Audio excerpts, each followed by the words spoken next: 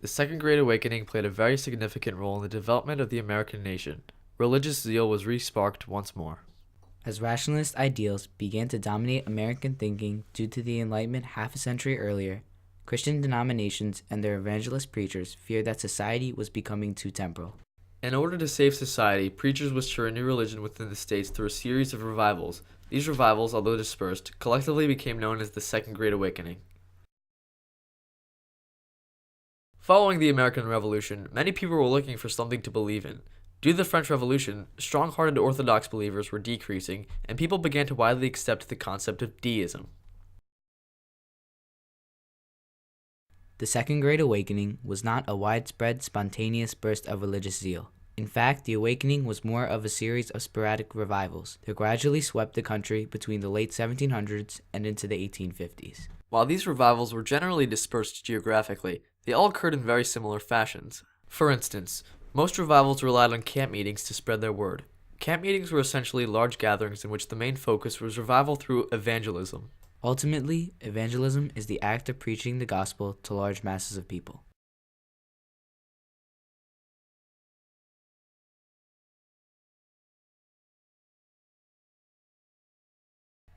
The first camp meeting was held in 1799 and was led by James McGready, a Presbyterian minister.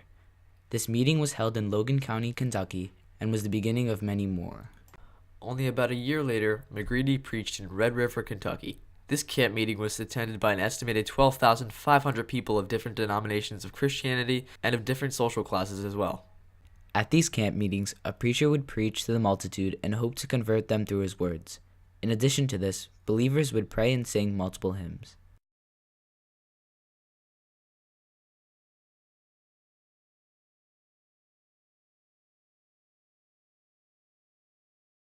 Based on the belief of activism, two groups from different denominations of Protestantism wished to reform the church from the inside. One of these groups was led by Barton W. Stone in Cane Ridge, Kentucky, while the other was led by Thomas Campbell and his son Alexander Campbell in western Pennsylvania. Both groups, despite being from different denominations, wished to lower denominational barriers and unite people by bringing back old-time religion. They also agreed on certain beliefs. For example, both groups believed in celebrating the Last Supper of Christ every week, which is called the Holy Communion. They also believed in baptizing adults instead of babies so that they would understand and know their conversion. This movement helped lower denominational barriers and resulted in people collectively worshiping God together. Another result of activism was the American Temperance Society. Lyman Beecher, a Presbyterian minister, created this group in hopes of abolishing alcohol within society. Beecher not only wanted to voluntarily not drink alcohol, but instead wanted to abolish it altogether. This made evident the growing strength of religion in society. The belief of activism also propelled the creation of a new denomination which called themselves the Adventists. The Adventists based their ideology on postmillennialism.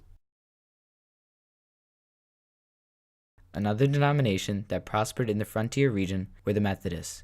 In opposition to the large, long camp meetings, Methodists used circuit riders to spread their beliefs.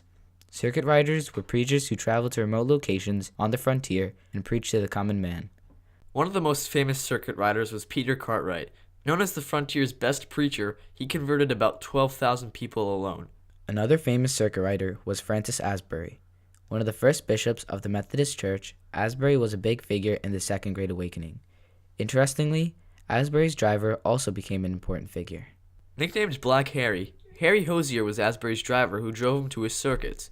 Harry turned out to be able to memorize large Bible excerpts, and as a result, Harry began to make his own speeches and became a preacher himself. Hosier is recognized as the first black preacher and has been known as a stepping stone in black equality. In the future, Methodists would support the abolition of slavery and would recognize the freedom of blacks. The frontier was not the only region to be visited by the spread of piety. Probably the biggest influence of the Second Great Awakening came from western New York, an area that became known as the Burnt-Over District, due to the amount of effective hellfire preaching that occurred there.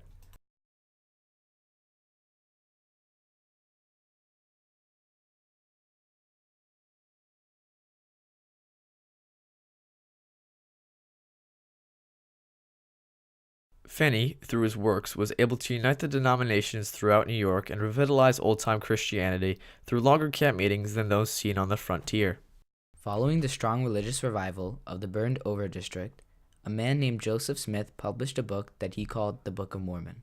Smith stated that he had received a message from God that the true church would soon be restored. 3 years later, Smith stated that an angel showed him ancient golden plates that contained history of early American Christianity. He then published these plates and created the Church of Jesus of Latter-day Saints. Smith combined facets of restorationism, millennialism, and perfectionism to create this new religion called Mormonism. Smith, in creating this new religion, had made many new enemies as well. His enemies accused him of claiming that he spoke with God, putting the Book of Mormon on the same pedestal as the Bible, and finally for supporting polygamy, which was the idea that a man may have multiple simultaneous wives. These enemies resulted in Smith relocating the site of the church twice, from Ohio to Missouri, then to Illinois, and then in 1844 he was killed by an angry mob. With the death of Smith and his brother, the Mormons were put into the hands of Smith's disciple, Brigham Young.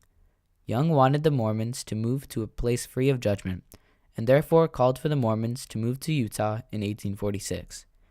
When the Mormons arrived in 1847, much of the revivals had ended, and church membership overall was at an all-time high. Around this time in history, the religious fervor was fizzling down, and the Second Great Awakening was coming to a close.